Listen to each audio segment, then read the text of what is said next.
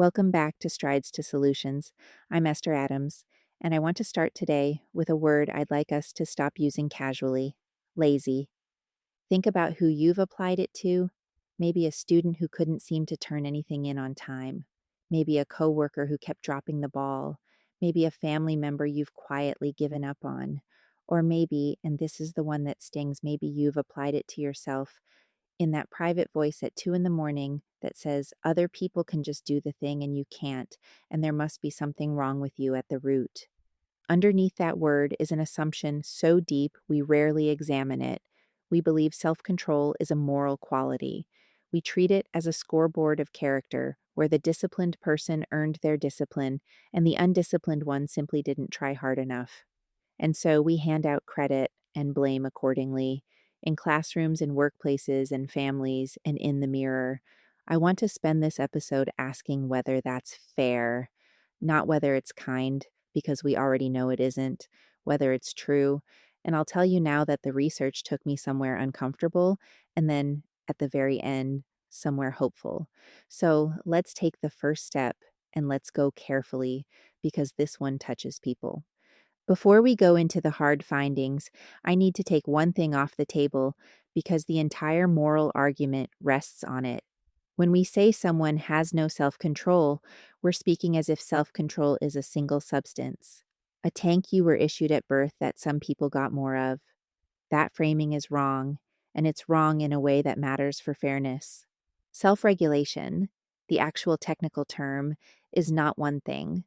Researchers describe it as multi-component rather than unitary, a bundle of separable processes that includes setting a goal, planning how to get there, monitoring the gap between where you are and where you meant to be, shielding that goal from competing temptations, regulating your emotions, regulating your motivation, managing your time and effort, knowing when to ask for help, and choosing which goal wins when several are pulling at once. That is not a muscle. That's an orchestra, and different people are strong in different sections. Even the two words we use interchangeably turn out to be distinct. Self-control is what resists the temptation in front of you right now. Grit is what carries you through setbacks toward one long goal over years. They're not the same capacity, and you can be strong in one while weak in the other. So the person we write off as having no discipline may in fact have a great deal of it, in a section of the orchestra nobody bothered to listen for. This matters enormously for the fairness question, because a single tank invites a single verdict. A bundle does not. When you tell someone they lack self-control, you are collapsing a dozen separate processes into one insult and then handing it back to them as an identity.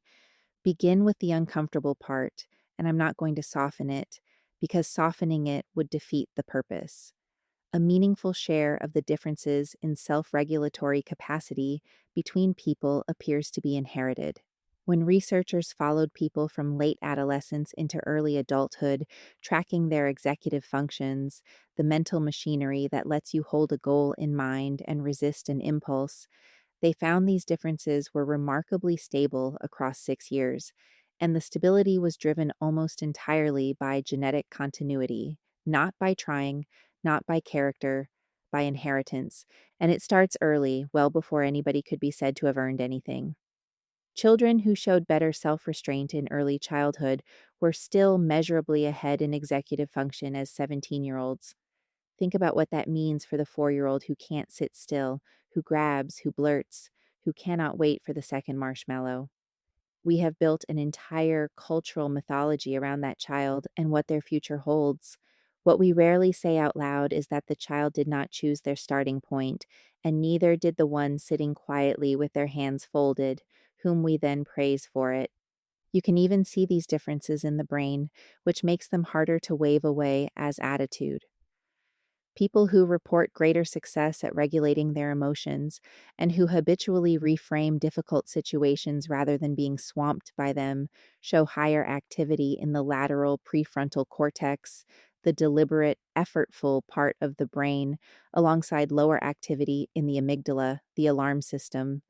People with higher self control also show stronger connectivity between those two regions and hold their emotional downregulation more steadily over time, which is to say, the difference between the person who stays composed and the person who comes apart is not only a difference in effort, it is partly a difference in wiring, in how strongly the calm part of the brain can reach the alarm part and turn the volume down. Now, layer on environment, because this is where it stops being uncomfortable and starts being, in my view, a matter of justice. Among low income preschoolers, poverty related stressors and low birth weight predicted worse delayed gratification and weaker executive control over time. Read that plainly. The conditions of a child's life, conditions they did not create and cannot escape, were quietly shaping the very capacity we later use to judge them. And then when they arrive at school and struggle to focus, we look at them and reach for the word lazy or difficult or unmotivated, and we write it in their file. Then there's the finding that I think should be printed on the wall of every manager and every teacher and every exhausted parent, and it is this: chronic stress weakens the real world payoff of executive functioning, meaning the capacity can be sitting right there in the person, intact, measurable, and stress makes it harder to actually use. Under sustained load, people use less cognitive control to manage their impulses in daily life, even when their underlying ability hasn't changed. Sit with the cruelty of that arrangement for a moment. The people under the most pressure, the ones juggling money and caregiving and instability and fear, are the ones whose self control machinery is being actively degraded by the pressure itself. And they are precisely the people we most often accuse of not trying hard enough. We take a system that we have loaded to its limit and then we blame it for buckling. That is not a fair judgment. I'm not sure it's even a coherent one. There's a further finding that complicates the whole nature versus nurture argument in a way I find genuinely beautiful, and it deserves a moment of its own. Researchers looking at a particular gene variant linked to self regulation found something that neither camp expected. The variant only predicted poorer regulation under insecure, stressful, or deprived caregiving conditions. Under supportive care, the disadvantage largely didn't show up. The gene was not a sentence, it was a sensitivity, and what it was sensitive to was how the child was held. I have to stop on that. Because if that finding is right, then the same biology that looks like a vulnerability in one environment simply is not one in another, which means that when we look at a struggling person and conclude that's just how they are, we may be looking at a truth about their circumstances and mistaking it for a truth about their soul. I want to make this concrete because abstractions let us off the hook. Picture a specific child. She's 9. She's the one whose homework never arrives, who talks when she shouldn't, who cannot seem to hold on to an instruction for longer than it takes to give it. Now add what we've just learned. She may have drawn a genetic hand that makes executive function harder. She may have spent her early years in a home shaped by financial precarity, which the research links to weaker delayed gratification. She may be going home tonight to a level of chronic stress that is actively degrading her ability to use whatever control she does have, and she may carry a sensitivity that, under warm and steady caregiving, would never have shown itself as a problem at all. None of that is visible from the front of a classroom. What is visible is a kid who won't do her homework. And so the label gets applied and it follows her, and eventually she picks it up and starts applying it to herself. And by the time she's a grown woman lying awake at 2 a.m, telling herself she's just lazy, the label has done more damage than the original deficit ever could. So let me pull the uncomfortable half together. When we praise a disciplined person, a real portion of what we are praising is a good genetic draw, an early childhood they didn't pick, a nervous system that wasn't marinated in stress, and a life that hasn't loaded their executive function past its limits. And when we condemn an undisciplined person, a real portion of what we are condemning is the absence of those things. The scoreboard we've been keeping isn't measuring virtue, it's measuring luck, and then charging people for it. Now, if I stopped here, I would have handed you a genuinely bleak episode. And worse, I'd have handed you an excuse. Because there is a version of this argument that curdles into fatalism that says none of it is anyone's fault and therefore nothing can change. And I don't believe that, and neither does the science. So let me turn us toward what I actually think is true. Stable individual differences are not fixed ceilings. That sentence carries the rest of this episode, so let me show you the evidence for it. In one study, researchers put people through a 2-month exercise program, and what they were measuring wasn't fitness, it was self regulation. Regulatory strength improved, and it spilled over into a wide range of everyday self regulatory behaviors, while the control period stayed flat. People got better at running their own lives, and the mechanism wasn't a lecture about discipline. It was repeated practice of regulation in one domain, generalizing outward. Training studies in children show gains as well, with an interesting wrinkle that fits everything we've said. Children who already had stronger temperamental control benefited more from the training, which means pre existing differences shape how much you gain. That's honest. That's not equal. But it is still gain for everyone from wherever they started. And motivational beliefs matter too because they determine how much regulation a person even attempts to deploy.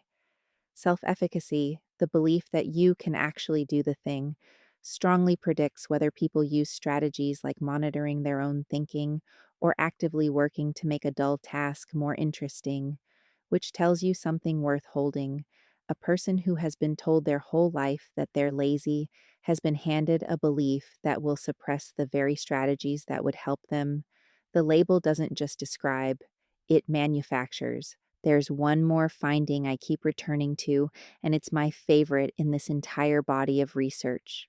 People higher in what researchers call other orientation, meaning those who are habitually oriented toward the needs of others, showed less depletion after demanding self control tasks.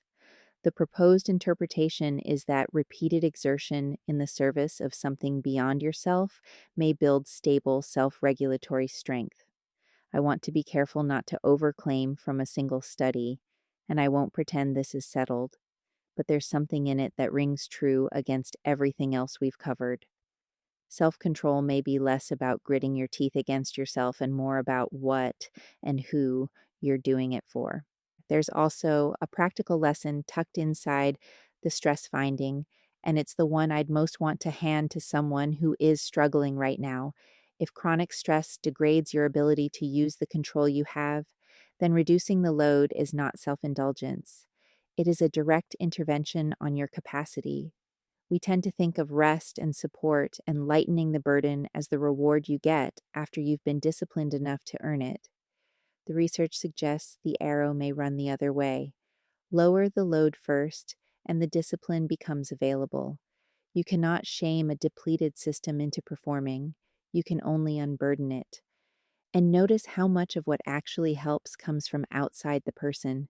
Supportive caregiving that turns a genetic sensitivity into a non issue.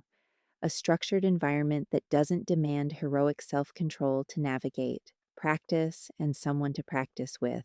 Belief, which usually has to be given to you by someone else before you can hold it yourself. Almost none of the effective ingredients here are try harder. Most of them are things a person receives. So let me try to answer the question the episode asked. Is self control fair?